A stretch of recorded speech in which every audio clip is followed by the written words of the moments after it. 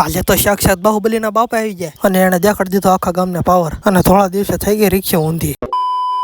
એ બધાને જય શ્રી રામ. 239માં દિવસ મારી સાથે આપણે જવાનું છે રવિભાઈના ઘરે.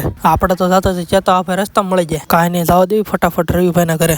હજી તો ઘરે પૂછી ત્યાં તો લાઈવ એક્સિડન્ટ જોવા મળી ગયું. કાંઈ નહીં, ખાલી પલટી ખાઈ ગઈ છે. ભાઈને કાંઈ વાગ્યું નથી એટલે સારું કહેવાય. ખાલી એને ટાયર ને જમ્પર જ વીળા, બીજું કાંઈ છું નથી રિક્ષાને. થોડીક વારમાં ટ્રેક્ટર આવી ગયો એટલે આપણે રિક્ષા બહાર કાઢી નાખી. આમ જમવાનું ટાણું છું ને આમ પીરસવાનું ચાલુ કરી નાખ્યું. ઘર તળીને પોતે પીરસવા ઉભા રાખી દીધા.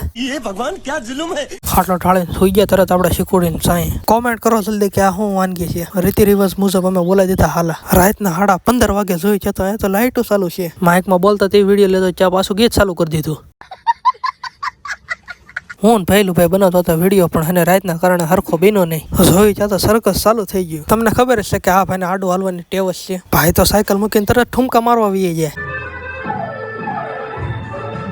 હનુમાન દાદાનું નામ લઈને આ ભાઈ તો લીવર સાઈપીને ચડાઈ દીધી ઓલાને માથે.